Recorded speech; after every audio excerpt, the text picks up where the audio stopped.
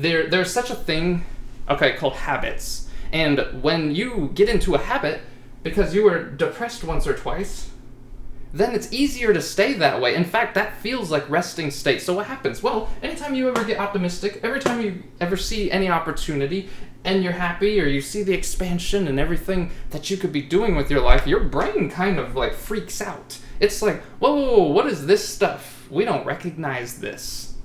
You know what's normal to us? Being kind of sad all the damn time. That's normal because we've been doing it for the past 1 year, 2 years, 10 years. How long has it been going on? Think about it.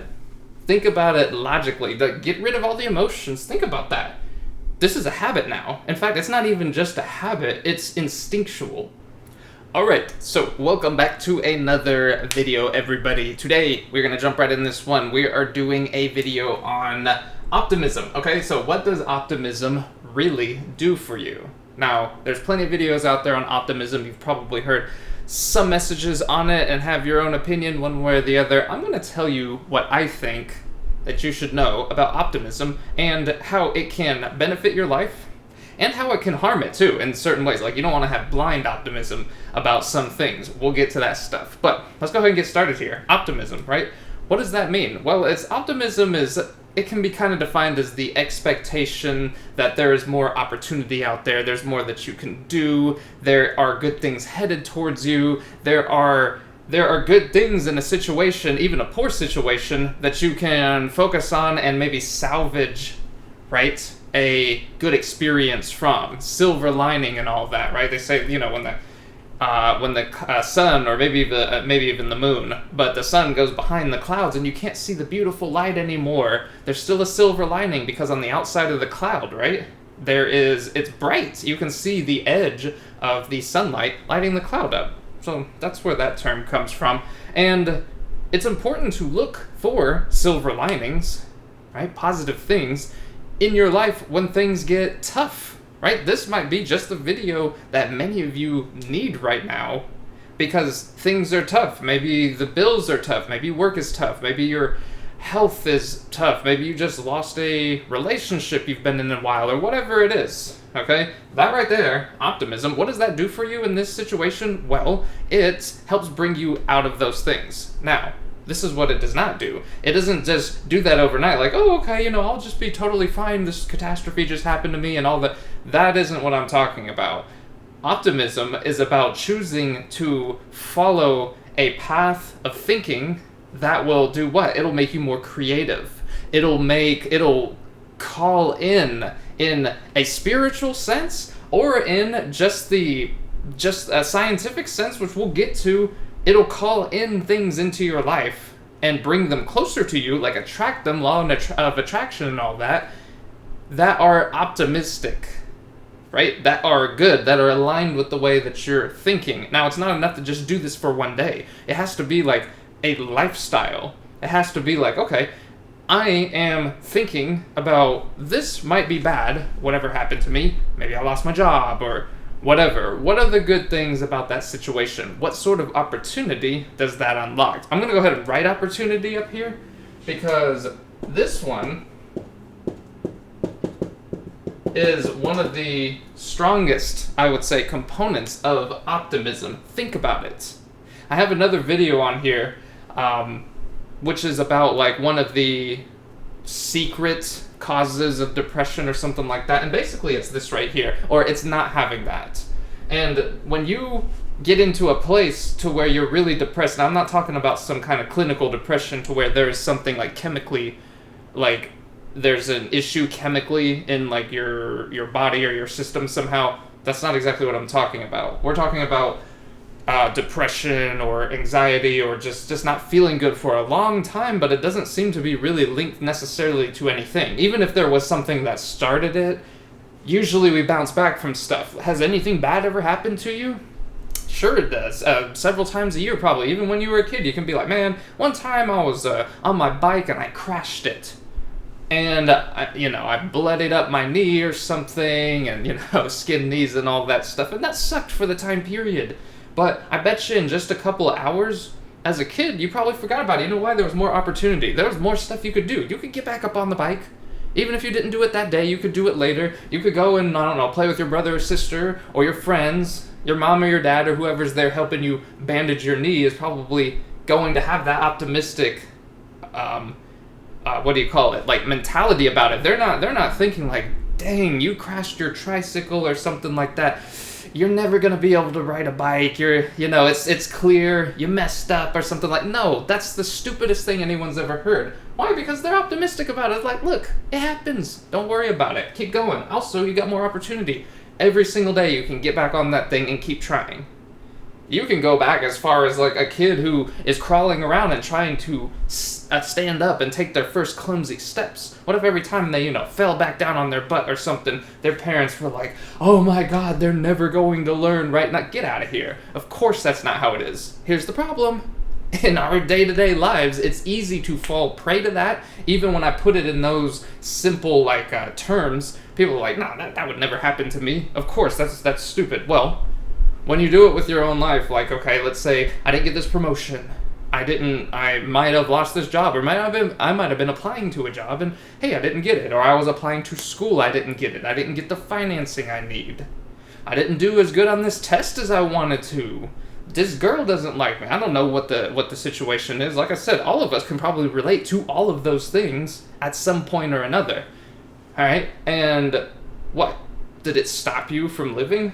Probably not. If you're looking at something like this, it probably didn't stop you from living. Why? Because there was still some optimism. Okay? You might have been a little crushed at that time, but it doesn't need to last for a long time. Now, I know it sounds like I'm kind of beating a dead horse here. Let me tell you about opportunity, though, because opportunity is one of the best natural cures, I like to say, of depression and anxiety and just being down in the dumps and that kind of thing, because being upset about something implies what?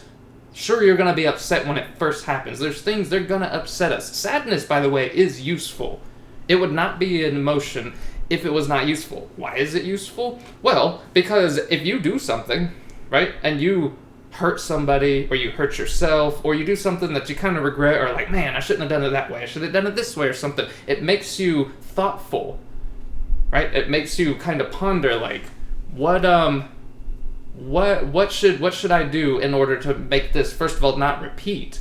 Like, I don't want to repeat this mistake, but what do I have to learn here? And then over time, and it's usually not that much time, you get out of the depressive state of that little situation. It could just be a day, it could be a week or something, right? But this one right here, opportunity, why do I call that the strongest, possibly natural cure of depression? I say natural is because this is something that you can kind of focus on. This is that attitude of optimism, all right? Opportunity is like the one most powerful thing, in my opinion, of that. There's other great things about optimism, but the opportunity is like, okay, something bad happened. Do I still have opportunity? Can I still do things? Do you still have a pulse? Can you still go apply for another job? Ask another girl out? Or guy? Or whatever the case is, right? Opportunity, think about it. If you're in a deep depressive state that lasts a long time, fundamentally, that means that you think you have none of this. That you just can't see the opportunity there. And a lot of you, and myself included, know what that feels like. Yeah, like I remember some times in my life to where things were so bad, right? Does it sound familiar? That I did not know how I was going to get out of it. Every day I woke up, nothing changed, and all of this stuff. Well, that's when you have to have an attitude of optimism. This is what does optimism really do for you? This is what it does. It opens the mind. Like literally in biological or psychological science, they say optimism expands the mind, right? It's like opening your eyes. That's what optimism does. It expands the mind, okay? So a mind of optimism, here's you, all right? You're right here. Here. There we go. Here's you, okay? And optimism, right here, optimism does this. This is a lot of that right there, of opportunity and happy. But not just happy. It's not enough just for the happy. Optimism isn't just about happiness. It's about opportunity. It's about expansion, right? Put that in here, expansion. right? Possibility and all that. You can put opportunity in there too. This is your mind on optimism, right? It's having a good time. Here, let's put a bunch of light. It's like the sun shining, right? That is your mind, and they say it expands it. What does that mean? It means it opens it up and makes it more creative. You are literally more creative and accepting of creativity and different patterns of thinking when you're optimistic about things. This isn't like a joke or even any like woo-woo stuff. All right? This is like straight up science, that if you're optimistic about things, and generally optimistic, doesn't mean you can never be a pessimist about something or never be upset. That's not what this is. It's like, generally speaking, I have a good outlook on life. Things happen to me, and they happen like for me. Have you ever heard that? Things don't happen to you, they happen for you. So like, okay, well, what can I do to get myself back on track? Or maybe life is showing me a different one. All of these sorts of methods of thinking, that's that expansion right here. This is that mind expansion. Your mind literally, here's the other you. Let me show you the other you here. This is happy you. Now remember, this isn't just about being happy or sad. That's not what optimism and pessimism are. But we're gonna draw a sad person down here just to kind of quickly define it. Here's the other you. This is sad you. Okay?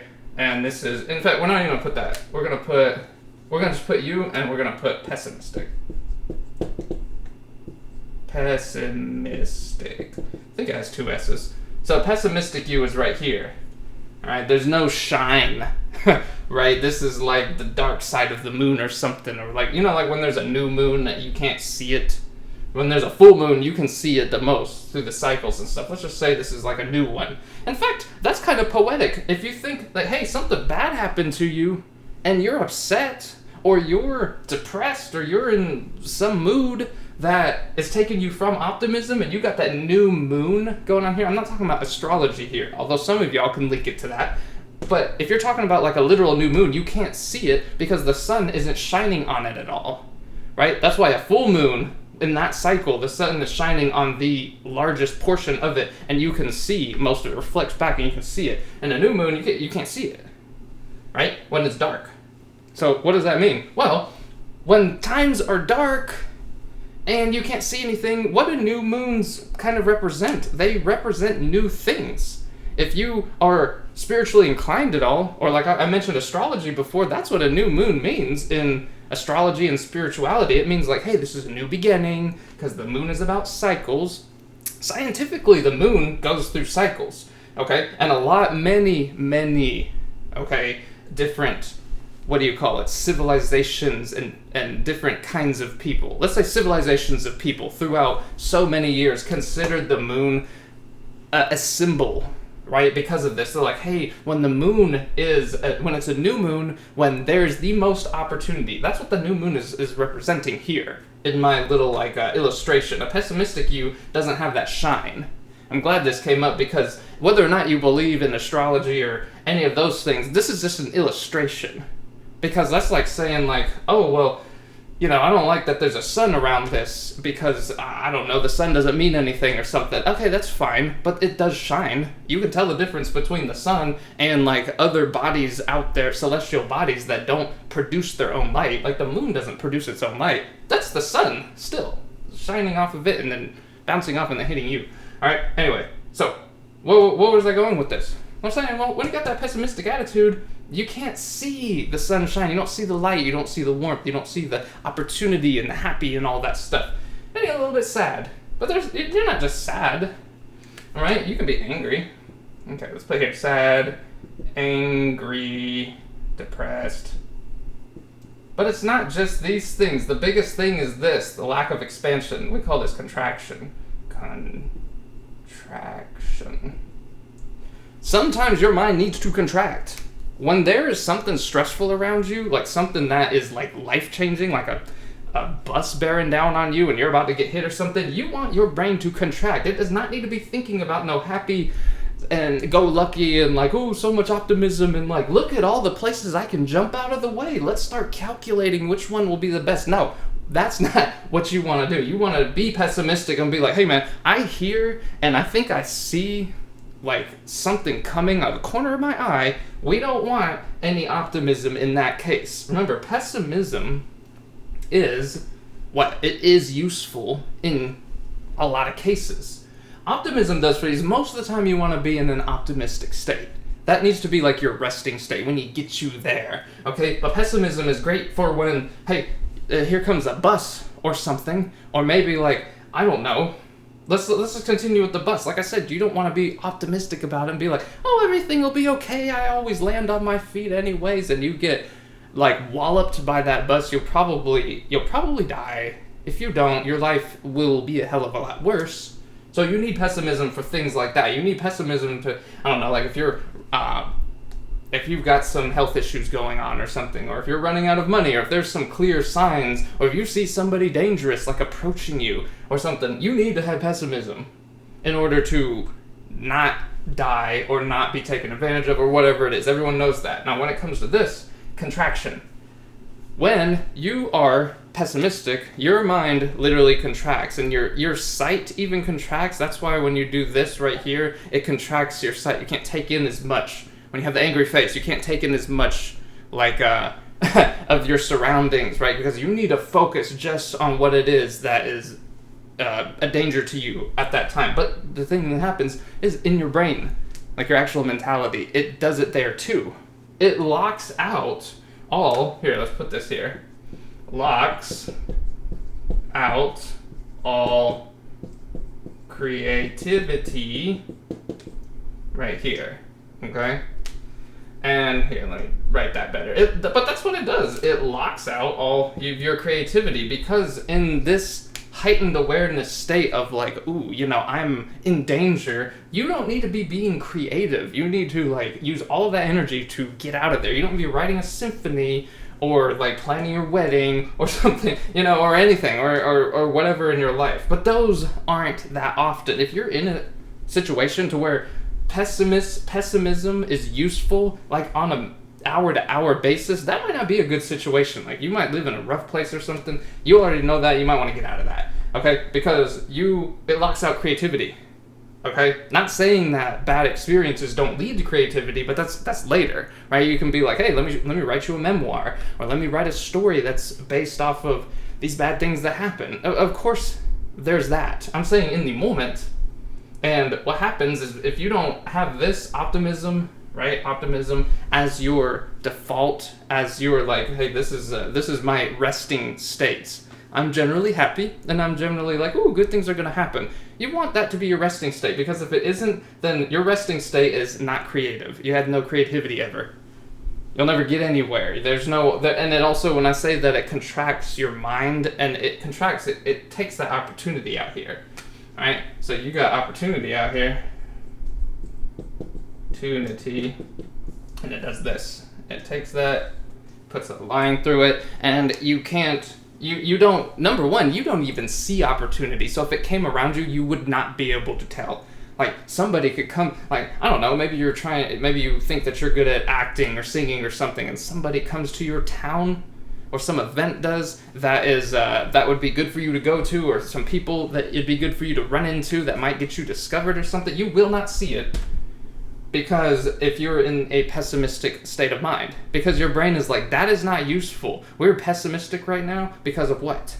Because our health is in danger right now, and as long as you're like, your cortisol is really high and you're doing that, you will not see creativity. You will not see opportunity. It's literally not possible. Your brain is like, we shut those things down. You cannot experience those emotions. All right. So that's what optimism really does for you. How does that have to do with opportunity? Well, like I said before, a person who is depressed, like, often, but doesn't necessarily have like a scientifically targeted, like, somebody told you, oh, we see exactly what it is right here that is causing your depression. This makes sense. You just need this supplement or something. I'm not talking about that. That's different. I'm talking about there's such a thing, okay, called habits. And when you get into a habit because you were depressed once or twice, then it's easier to stay that way. In fact, that feels like resting state. So what happens? Well, anytime you ever get optimistic, every time you ever see any opportunity, and you're happy, or you see the expansion and everything that you could be doing with your life, your brain kind of like freaks out. It's like, whoa, what is this stuff? We don't recognize this. You know what's normal to us? Being kind of sad all the damn time. That's normal because we've been doing it for the past 1 year, 2 years, 10 years. How long has it been going on? Think about it. Think about it logically. Get rid of all the emotions. Think about that. This is a habit now. In fact, it's not even just a habit, it's instinctual. Like, you spend time around that too much, that is now your resting state. And your resting state is no creativity, no opportunity, sad, angry, depressed, and contracted, right? No happy, no expansion. That's like your resting state now. This is what optimism does for you. Now, if you were in this stage, or something traumatic just happened to you, maybe you had a bad breakup or something like that, it happens. This is the message for you, because what you got to do is, number one, you got to get yourself around a bunch of other people who that is their resting state. Because, and I have so many videos on this kind of topic, but you need to surround yourself with people who have the outlook on life and the results that you want to have. It will literally just like psychically pull you up. Okay, yes, I said psychically. You can say energetically. You can say whatever you want. You can say by the theory of osmosis, which, by the way, osmosis is like the diffusion of water from high concentration to low concentration to balance out like the universe, right? Or whatever like system you are observing. That's with water, but I use it here, but you probably heard it from other people. So I use it with when you got a bunch of people around you. Let's say you go into a group. There's 5 people. They're optimistic. They're happy. They don't have any contraction or pessimism. At least normally, right? Everyone has a bad day, but normally they're like, yeah, they're happy and stuff. There's 5 of them, and there's 1 of you, and you're sad. Or here you go. Here's sad you, and you're pessimistic. Just by osmosis or that psychic energy, it will just pull your base up to whatever the mean is. The mean being like 5 optimistic people, 1 pessimistic person. You have 6 people there, so 5 out of 6 are optimistic. That's what your mean is 5 out of 6, right? And you're like 1 out of 6 optimistic before you go in there. You're like, yeah, 1 day out of the week, like I'm optimistic or something, and then the other 5-6 days, or the other 6 days out of the week, I'm a pessimist. Well, if you hang out with 5 people all the time that are always optimistic, you'll take that 1 day of week that you're optimistic, and it'll go to 5 or 6 days. Doesn't that sound like a smashing success? That's just, if you just doubled your optimism, and 2 days out of the week I'm happy and 5 days sad, that's pretty damn good. All right, but it'll be more than that. By what I'm telling you right here, I don't have any space to draw that on here. You can see it on different videos that I do on topics like this. This is why I say a lot that you need a board of advisors, right? Like a cabinet, like the president has, or whatever. There's a bunch of people that are in different fields that advise you on what's going on. And all those people, by the way, need to be optimists. When you're talking about feeling good or having a good life, or this opportunity right here, when you're talking about opportunity, they need to be optimists. Now, what's the caveat? They can't be blind optimists. They're not about to get hit by a bus and they're like, oh, how nice. These aren't those kind of people. That's not what we're talking about, right? You know what I'm talking about. You don't want to go out there and have one of the people in your group that like they're so optimistic that they can't feel pessimism or anger or depression, or sadness or regret or something, so that everything they do is just too hey, will you live for today because tomorrow we die, right? Don't they call that Epicureanism or something? I think that's what they call that. To where like you're just it's a party every single minute. You don't want to do that either. You need to have a balance. But like, right? The people around you, if your goal is opportunity and optimism and feeling better, getting out of a depressive state, expanding your mind, think about it. Think about this. Whatever it was you lost. Let's say you lost your job, okay? And if you had opportunity, if you're like, yeah, but there's 5 more jobs. I can just see them right there. There's 5 more jobs that I literally could have by next week. Like, no problem at all. It will not be an issue for me to get those. And they may or may not be better. Some of them may be better than what I'm going through now. But you're like, hey, I can leave this immediately and go and find another one. Maybe you were laid off. Maybe, like, I don't know, maybe you quit, you couldn't take it anymore, or maybe you were fired. Who cares? If you knew that there's 5 other places that I could right now apply to and they'll just take me on the spot, that opportunity, you would not care at all, probably, for leaving that job. Now, there's some things, right, you already kind of understand the process of the job. Yeah, we get that. There's some people there you like, probably. We get that. Yeah, but the biggest thing is like, oh my god, how am I going to make money so I can buy food so that I don't die? That's not going to be an issue. And once that's this right here, right? When your body thinks that we're not going to get to eat, and it thinks that, no, actually tomorrow we might not get to, that's a problem. That locks out that creativity and opportunity. But like if you lost a job and there are 5 other people going to give you one, you're not going to be upset about it. That's why I said opportunity is like the strongest treatment for depression or anxiety or just any of these bad feelings, really, because it's like, okay, well, there's more. But when the things happen, and you might be in one of those stages right now, it doesn't feel like that. It feels like, dude, I'm never gonna get anywhere. That my wife or my husband or that person was the best person of my life. What am I gonna do without them? No matter what way you lost them, maybe y'all broke up, maybe they died. That happens. It sucks. But opportunity, you have to look at it in those terms. You have to start looking at those things. It will pull you out of that. Probably, it's not just the fastest, it can be the fastest, but it will be the most lasting. If you can just keep looking for opportunity, that's so lasting. That's what the great thing about being a human is about. Alright? Not to get too philosophical on you, but like, the great thing about being a human, about being a person, is there is no limit to the good you can create. Something great happened, great, you can make more. Something bad happened, well, that sucks, but we can make more good. You can always make more good. This is that optimistic mindset right here. You can always make more good. Stuff can be going great, you can make more good, right? And that's the attitude that you have to have. This is what optimism does for you.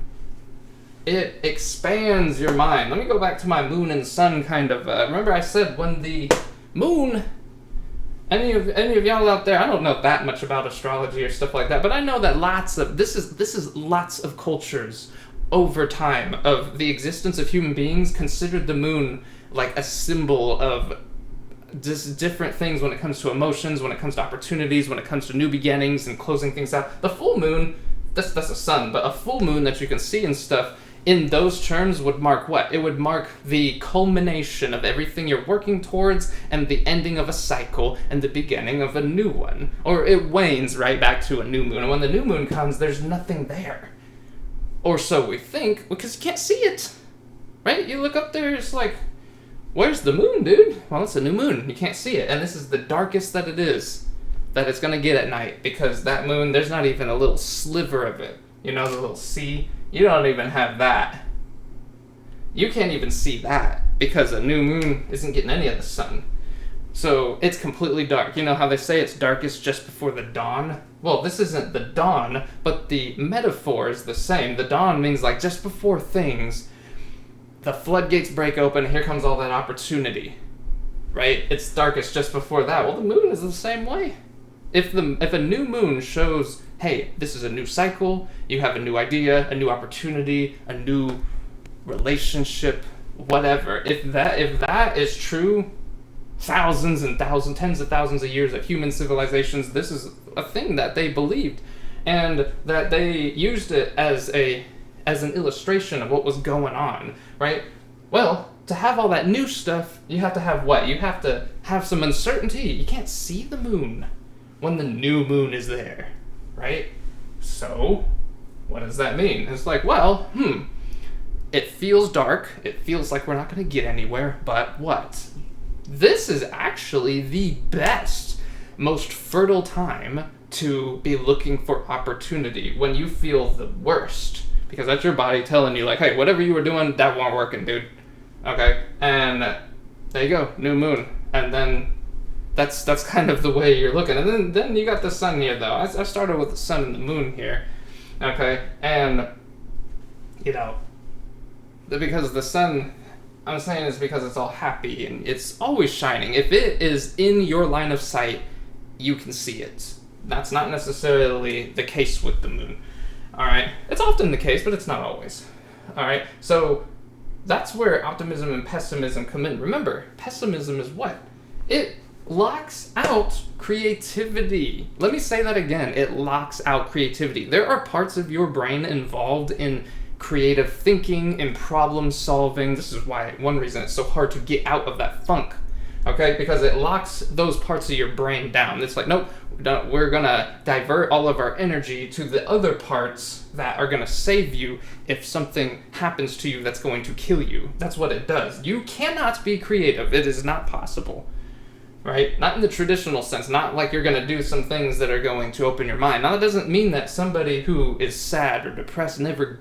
Of course they get out of it. So of course they became creative. You know why? It's because they put themselves on that path. The optimism path. They started seeing opportunity. Yeah, they were still a little bit sad. It sticks to you a little. But get around the stuff. Like I said, surround yourself with some people that have the results that you want. And just by the magical power of osmosis, it'll rub off on you.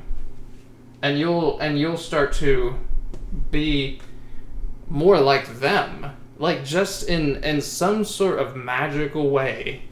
Most people, almost everybody of success, whether they are religious or not, and they don't have a spiritual bone in their body or anything like that, would attest to this. It's like, hey man, though, when you start being, and gratitude is another big one. Right? I should have thrown that in here earlier, but we'll get to that in another video. But when you start being grateful about what you do have, when you start being optimistic about like, well, okay, I'm still here. I still have a chance. I can still try again tomorrow. I can do this or do that. When you, even if you don't feel like it's true, if you just start saying those things and acting as if, it'll start. Like remember I said habits, and then habits become instinctual. It'll start, and people of success will tell you. It doesn't have to be with money, all right? It could be just with like, hey man, we've had a good relationship, or I've had like a good conversations, and our family's really tight or something like that, or my friendships or something. That's wealth too. But those people will tell you that even if they're not spiritual or religious, they'll be like, hey, you gotta change your mind, your attitude. You gotta look at stuff, look for the good stuff, and then be grateful that there's good stuff to look for. Because like, guaranteed there are people who have it worse than you. I mean, when you got out of bed this morning, did your feet touch carpet? Or even hardwood or something like that. In a lot of places, that's called dirt. They sleep in a much less nice bed than you, probably. That's just a mat on this dirt, and when they stand up, they're standing in dirt. For hundreds of thousands of years of humanity, that was humanity just in general. But you know what? A lot of times they were happy, though. They didn't know that you could have carpet or anything like that. I mean, they had rugs. I'm sure they started making them. But you see what I'm saying. Modern conveniences and stuff. This is why those are manufactured happiness. And because they take away kind of the optimism, the opportunity. They're just like, hey, like your phone or your PlayStation or your like nice car or something. That's why even rich people can be really miserable. That's not always the case. There's no blanket term for that. Like people are like, oh, rich people, they're never happy or something. Nah, get out of here. It isn't about whether you're rich or not. It's literally about this. It's like, what have you trained your mind to do? Okay, so always remember there's some more stuff out there. But anyways, we're gonna wrap this one up here. Please do like and subscribe for me. Those do help me a lot. I have a whole backlog of a bunch of different things on here that we can get into. But just remember that this is the sort of things that optimism does for you. What would you rather have? Would you rather be seeing opportunity everywhere, or would you rather see the opposite of opportunity everywhere? I think the answer is clear. Okay, so thank you so much for being here for this one, and we will see you on the next one. Thank you.